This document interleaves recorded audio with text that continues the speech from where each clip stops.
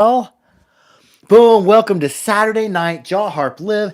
It is a wonderful time, and I just kind of had a breakthrough on the string plucked or string tapped instruments, and I'll get into that once some more people show up. We'll be playing this and that. We have Miss Mittens the kitten joining us. Cyberfish, hello, how are you?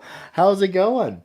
We're getting into some jaw harp playing. I just had a breakthrough on the string plucked instruments. A little detail I've noticed on it. And I guess I'll just get right into it and I'll restart the explanation when more people show up. Howdy, Cyberfish.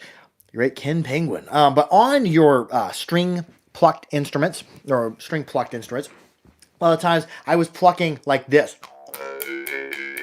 I don't get good consistent technique through there. It's really frustrating for me. I'll be plucking it okay for a while, and then I'll lose it and it won't be plucking well. Well, that's because when we pluck like this, look at what the plane, how it changes. And if my forearm is upright like this, if I pluck it like this, see how the plane's going up and down. Hey, Dual Sport PNW, how are you doing? I am very well. We're talking about the string plucked instruments and a revelation I just had on them that has really helped with my technique. Now, in the past, when I'd play these, I'd have my forearm upright, and I can get noise out of them, but it's not consistent. It's not easy to do, and I have a lot of inconsistencies in the pluck and a lot of muffled vibrations. Well, that's because when we look at this, if we're playing a regular jaw harp, we want to be plucking on a flat plane. Anytime we pluck up or down on the harp reed's not going to vibrate well. Same thing with your string tap. Mark Scholl, how are you doing? Same thing with your string tap. If you're plucking and your arm is upright like this, look at what's happening to the string. I'm plucking it forward and I'm also pulling it up. So look at the plane, what happens when I go like this, keeping my arm upright. So I'm plucking up and down. That's not good for the vibration. If you take and turn your arm 90 degrees, look what happens now with the plane. We're still pulling the harp forward, but we're no longer pulling it up. So in doing that, I've had much, much better albino geek. Hello! I've had much, much better results. See, there's like this. I'm not having good results. Let's see if I can hit the good results here. And there's kind of a sweet spot. You want to be slightly in front.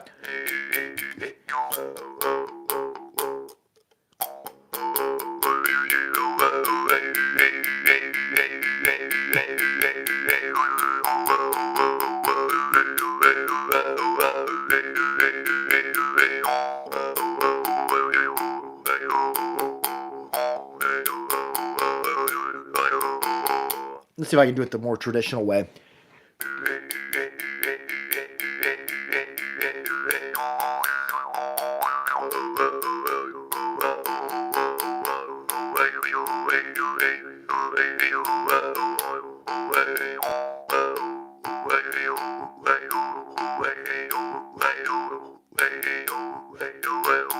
I think we'll have much better results because if the forearm's straight up and down, you're creating that upward pull on a forward pull, and we know like on a harp, you can't pull reeds up. They want to vibrate straight back and forth. So I've been hitting it either like this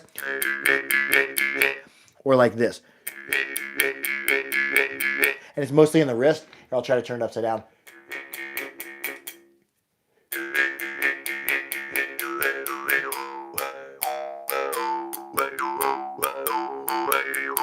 So that's the failure I've been having, and it's been frustrating for me to learn these because I was always trying to pluck it like this. So you're always going to get a more consistent pluck if you're plucking in a straight line. Same thing with the string tapped harps. You want to keep from doing this. Don't want an upward or downward motion. We want a flat motion with the harp. And I've never seen anybody else pluck like this, but I have really good results plucking like this. And I think this is a non-traditional style.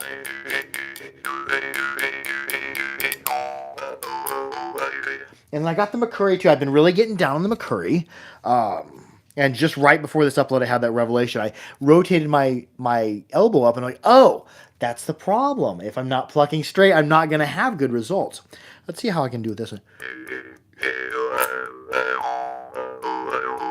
See, that's jaw harping time. That's what I thought before, that it was much more work than a regular harp. That's because I was doing this. I was plucking on 2 planes. So I was actually twisting the reed, twisting the harp. Once I got used to, which just occurred, got used to rotating up and plucking on a flat plane, I've had so much better results. Because the same thing with our jaw harp. If we pluck down, if we pluck forward and down, or we pluck backward and down, we don't have consistent results because it's contacting the frame. The reed wants to vibrate on that flat plane. So if you're plucking your bamboo harps, especially your string pulled ones, make sure that your plucks are happening on a flat plane, not up. This is hard. This is a lot of work. But if I flip over,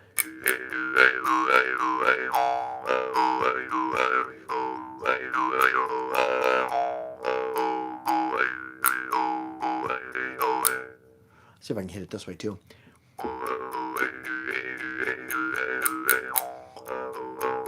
I do like my gangong better than the McCurry I've got. The gangong that I've got, the Steve Kinwald one, those gaps are super, super tight.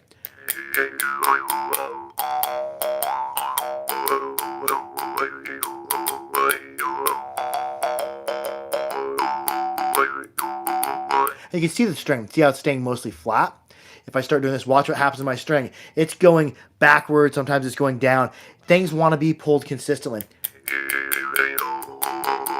And then on the Instagram, you may not be able to see. I like to hold my string pulled instruments, even my Susap. I like to hold it here almost like I'm drawing a bow. It gives me a good point to anchor it.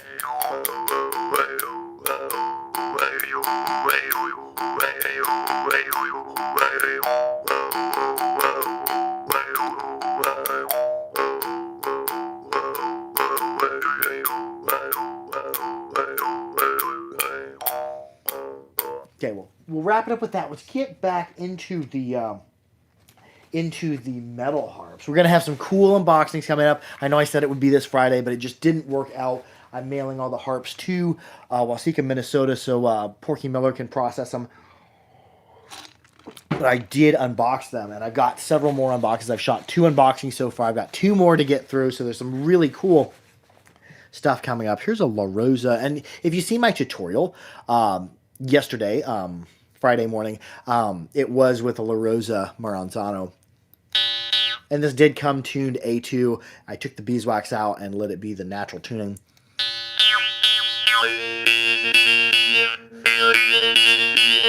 And it's almost too loud for me to play Maranzano style. The Maranzano players, you'll notice, they'll cup the harp like this. And if you notice, if you have a big framed harp like this, I don't have any gangong in my collection. Maybe I'll get one soon. Yeah, I would recommend, if you're going to get a gangong, get one made by Steve Kinwald. Kinwald is a master maker of these. Also his double Susap. I don't like so much the half Susap. I like the Susap where the bamboo wraps around. It's a little bit stronger. But anyways, as for the Maranzano, if you have any harp that's big framed, here I'll just grab a Gorga Tailless, you'll notice that if you play it like this, it's not as loud as if you cup here, because cupping here, you're getting a little bit of reflection right back into your face. I used to actually play in front of a mirror a lot of the time in my bathroom because it was louder to me. I can hear it more if you have a reflective surface. Now, it's not going to make it any louder for the camera, but it does make it louder for you. This Maranzano was so loud, it kind of hurts my ears a little bit when I hold it Maranzano style. But we'll get it going. This is going to sound weird, I actually thought about putting in earplugs to play it a couple nights ago. And all the La Rosa are killer. I hadn't bought from him in 2 or 3 years, and his harps were good, and then his new ones, I'm like, whoa, these are really nice.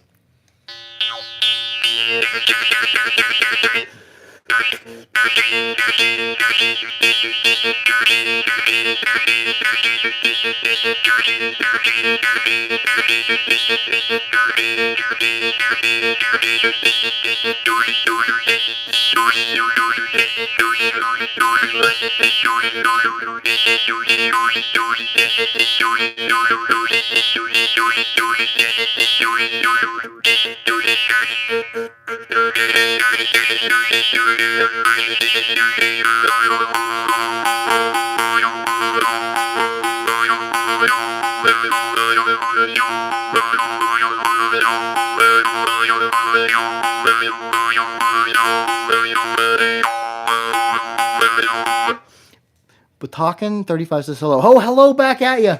Howdy, Aunt Joanne. How are you? How's life been treating you? It's finally fully spring here in Kansas. It was 90, I think it was 90 to 93 degrees today where I live. Wonderful, wonderful, nice warm day. Sounds like high-pitched Morchang and Morsing. Yes, yes, this Maranzano is high-pitched. This is in the second octave. This is around A2 sharpish. Maranzano go way up into the third octave. You all can keep that temperature. Yeah, what temperature is it where you're at? In Kansas, it gets very cold in Kansas, and it also gets very, very hot. Oh, yes, that's where I be.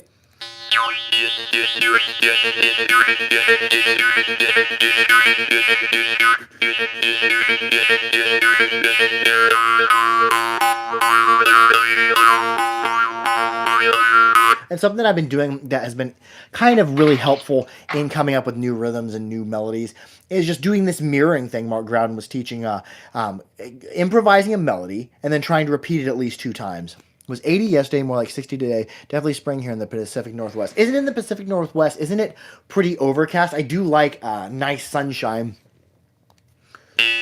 So I'm going to do, let's see, we'll go.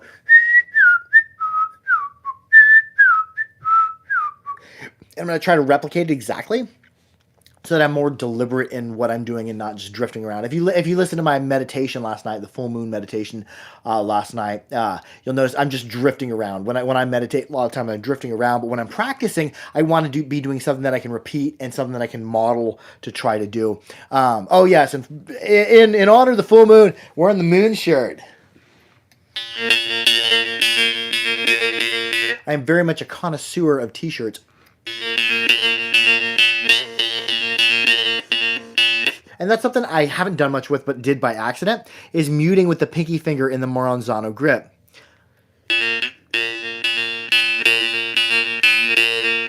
Got a Tree of Life harp, and it's amazing. I can feel the vibrations.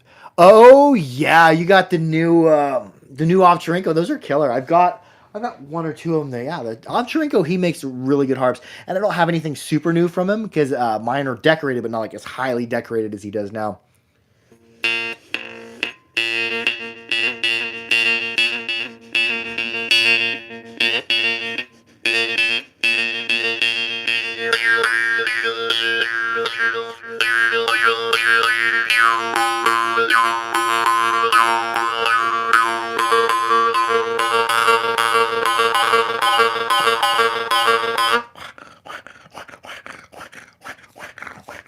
It's that same snoring thing. Snore inward, practice snoring outward. It's springtime. I've got allergies, so I'm a little bit more snotty. So when I'm a little more snotty, that's when my play gets more of that guttural. Hey, Mr. Murphy's Parodies in 1999. How are you doing?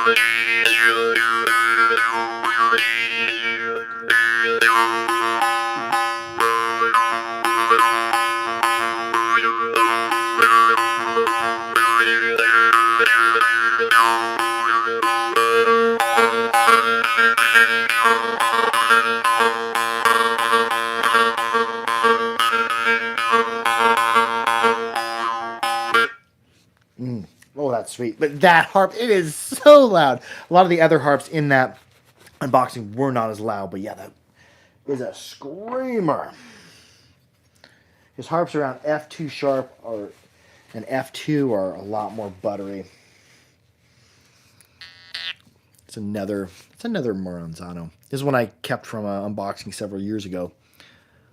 And a question I was going to ask, especially the YouTube followers, I can still play my Giuseppe La Rosa harp. Oh yeah, they're beautiful harps. And the one you got was very special. It had like a secondary angel type drone going to it. I remember that one. I think. I'm gonna say, this goes out to a lot of the YouTube people who are watching right now. Are you enjoying a lot of the short form content? In the past, for the history of the channel, and the channel is taking off more now than I have ever seen it. We're getting more views, more subscribers, more faster than ever. But my question is I've basically done a lot of long form content for the bulk of the history of the channel. Now I've been getting into the short form content, the 60-second videos. Are y'all enjoying them? I know that we're reaching a way larger audience with the short form content, but to the people who've been following for a long time, are you enjoying the 60-second videos? I've also been trying to do it without really talking, because then people from other languages can just watch it, and you're going to see a little bit more of that. But comment below, are you enjoying the short form content? Would you like to see more of the short form content? Would you like to see some more long form explanations on stuff? Yeah.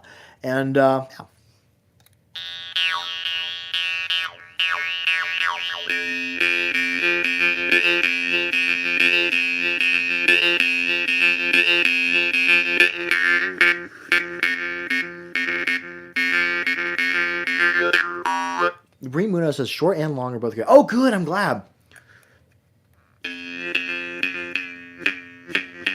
I'm just holding my finger right on the frame, and see how I'm letting the harp come to me. I'm not touching the reed. I'm letting the reed vibrate out to me.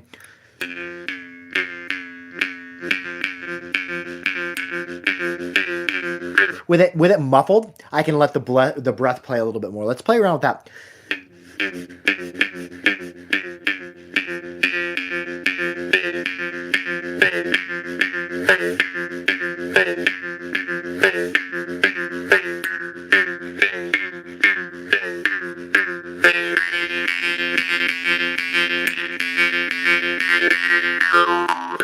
Tyrone's Zone 5 just rebuilt one of his Dan Moy cases. Oh, cool. Yeah, what I tend to do the most often with my Dan Moy, not for the ones that I travel with, but more for the ones that I have around for playing, is I take the strings off them, because what I found is like the strings, like I've had like one Dan Moy string wound around like 4 or 5 different harps and harp tails and stuff. I'm like, oh no, it's a bummer. But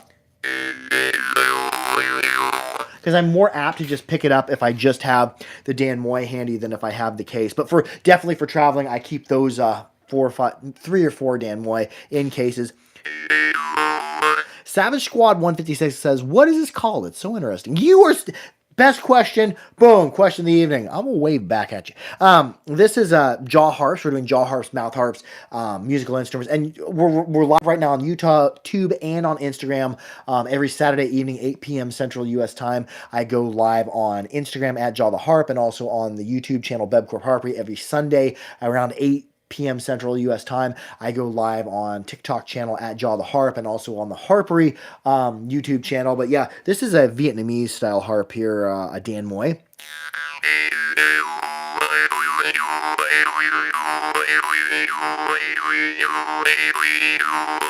It has a vibrating tongue, vibrates, makes a spectrum of overtones, and we manipulate that with our mouth.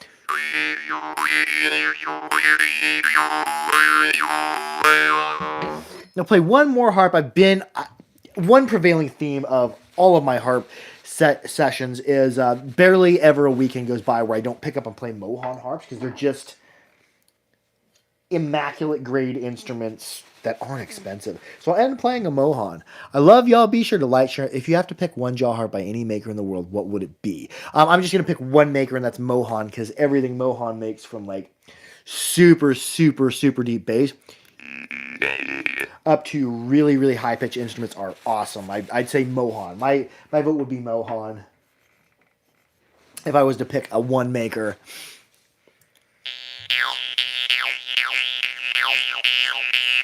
And yeah, that's another good one too. Like the Salagi harps. Most of them. There are some of them that are really melodic, but most of them are like screaming loud, really rhythmic instruments. So when I go to the Bluegrass Festival, to the Walnut Valley Festival in Winfield, Kansas, big bluegrass festival. Anyways, I've been there and hang out with Whiskey for the Lady and drink and whatnot. But that's the instruments I play the most often are the Blackfire because they just have that breathy, cicada-like, locust-like rattliness, that buzz.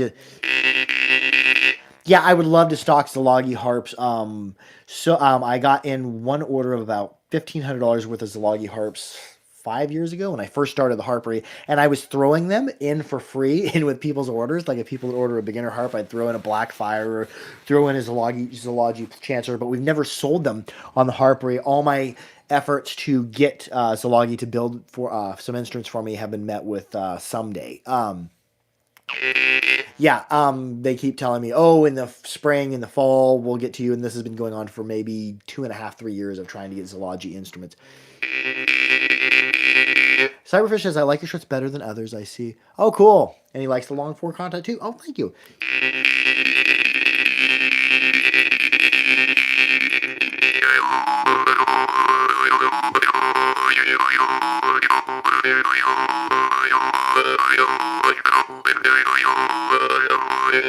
Oh, that's got a little bit. I think I'm gonna do just a little bit of light smoothing on that.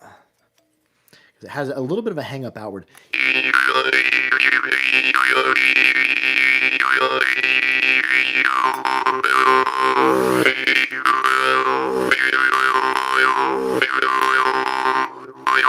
And Zilagi harps, they are really easy to get that that mute on them. But in general, when I'm playing, when I'm meditating, it's not on a Zilagi harp.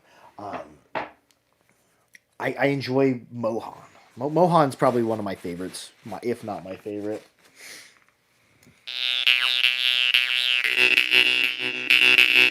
Plus, Mohan overall are some of the tightest gap harps out there. I also want to add, you're an incredible human being.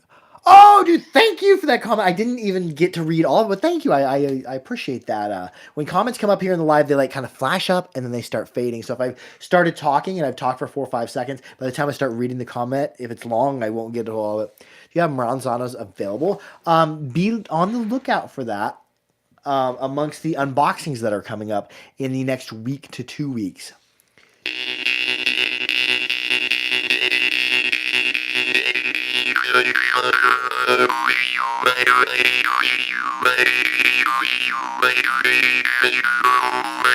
Yeah, the Mohan are just so sensitive. Let's play a Zilagi Blackfire. It's gonna be higher pitch, but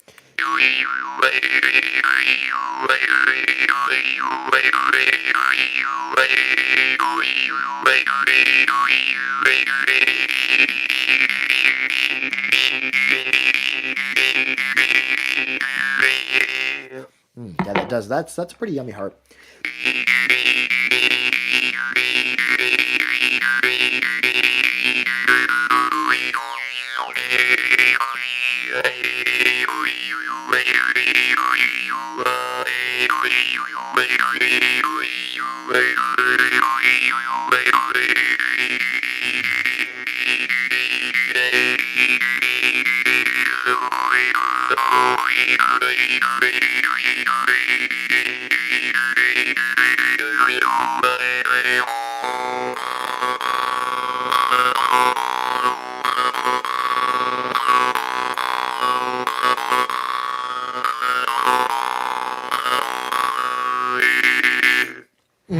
Oh, the Mohan are just the way. Okay, we'll play one more harp. Oh yeah.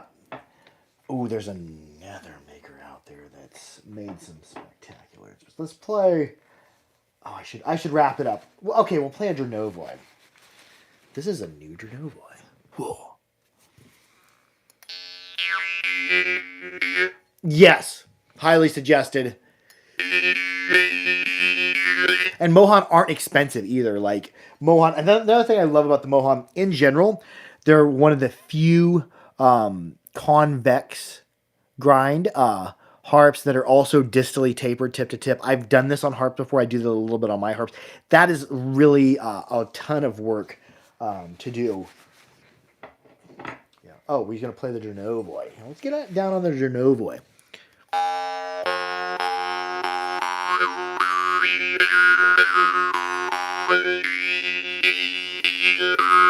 And it's done like kind of like a Maranzano Monarch hybrid. It's got a block and it's wedge fixed, but it's got like a crazy looking Maranzano almost like shape. And I could probably get my Maranzano grip on it. It's big enough. If a harp's too small, I can't really get it, but look at that. And I've never done that with this harp.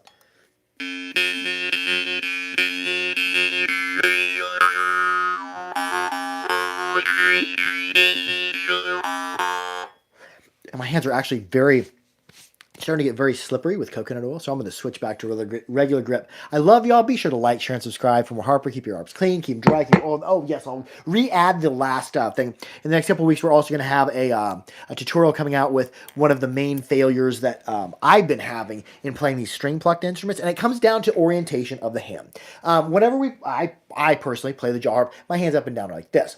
But when we go to playing the string-plucked instruments, look what happens when we try to pluck like this. I'm not getting very good plucking out of this. And that's because if we think about how we pluck jaw harps, when we pluck jaw harps, we want it to be on a flat plane. Whether it's inward, outward, flat plane. Whenever you start plucking down, it causes that reed to twist. It causes things to vibrate irregularly. The same is true on these string-plucked instruments. Look at this. When we pluck, when we hold our forearm straight up and down and we pluck like this, look at what's happening. Not only am I trying to pull the harp slightly forward, I'm also pulling up. So I'm actually causing that same twisting motion. So when we keep our forearm like this and we pluck, look at what happens to the plane. Now, if we were to take and rotate our hand like this and then we do that same motion, look. I'm not pulling it up, I'm not pulling it down. Same with this. So if you change your arm from here, which you will fail, or I have failed so many times trying to play like this, and come up like this, so we're not pulling up on the harp as well. Look what happens in the with the technique. And I like to go like I'm drawing a bow. Whoa. That's a good anchor point. But watch what happens plucking from this way.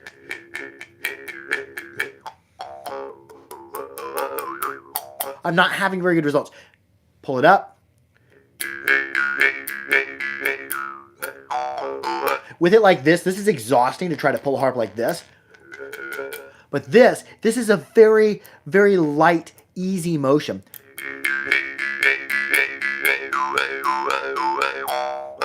And look at my string. It's getting pulled tight. It's getting pulled straight. If I start doing this, the string, see, sometimes it looks like an S too. We don't want that. We want a nice... You can do it like this. This is kind of non-traditional. You can also do it like this. And I have a cat interfering. Hello, Miss Mittens. Miss Mittens Sandwich Noodles Pete Poop. My son has named that cat.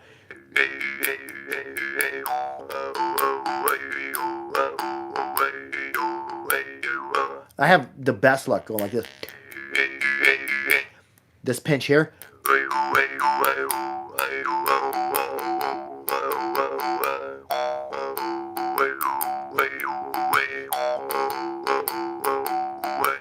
Anyways, we're going to wrap it up with that. I love y'all. Thank you to everyone who tuned in. If you have any video requests or any comments, just comment it below. Love y'all. Have a wonderful week and have a wonderful full moon.